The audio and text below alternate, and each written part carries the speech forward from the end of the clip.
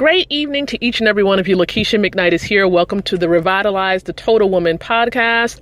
This is a podcast that's a media outlet for the nonprofit based in Chesapeake, Virginia, entitled Women of Elevation Career Services International. The legal name for the nonprofit is the Kingdom Expansion Enterprises Incorporated.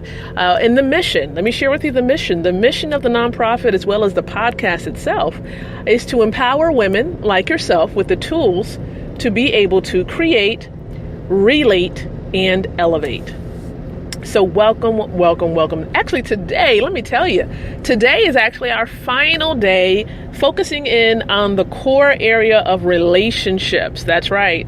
It's the final day. And we're just going to talk about, for those of you who are entrepreneurs, retaining clients. How do you retain clients? Build those relationships to retain clients. And even if you have a small budget, to maybe a medium-sized budget, what can you do to retain those clients? I know yesterday we talked about free methods to retain clients. And today we're just going to talk about, some of those strategies that may require a little bit of finances just to keep them. So let's get into it right now. So here are just a few things. Now, some people like to actually send out cards to their clients in the mail. A perfect example of this is when I was a client of a chiropractor here in the area, and I'm no longer really an active client of theirs. But every time my birthday rolls around, I'm getting a card in the mail saying happy birthday. So this is a perfect example of, that morale building for clients, or even just showing appreciation to former and new clients. It keeps us as former clients on the radar. It lets us know that they're still thinking about us. And if we ever need another contractor or chiropractor, right, we know to think of them and to consider them for business.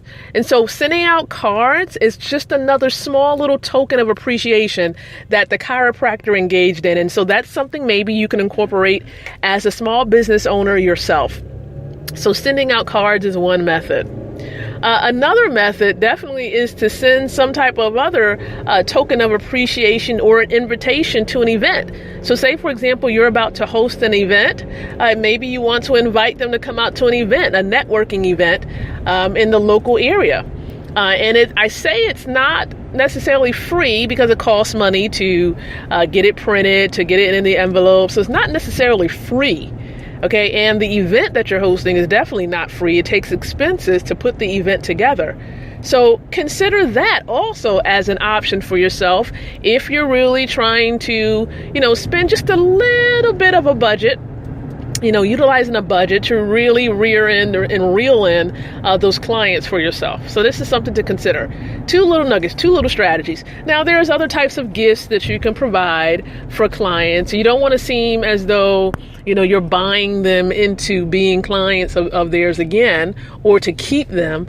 But it's just one way to show your appreciation. Small gifts, certificates, discount coupons. These are all ways to really rear them back in and encourage them to come back and to continue to be a customer of yours.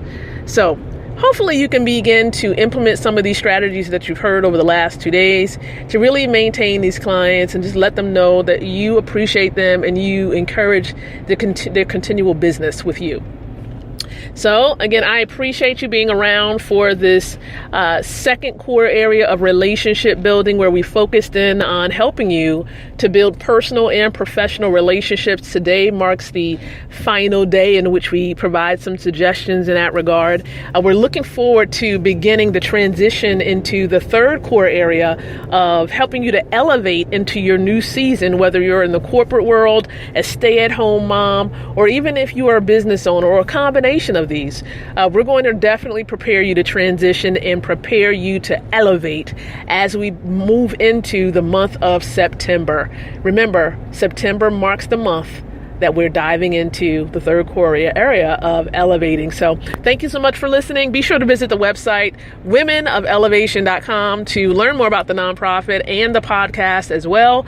We have some great things that's coming up in store, such as, of course, all the projects connected to the third core area, and the fact that we're soon going to be opening up the Women of Elevation's Nigerian location in October. So we're looking forward to that as well.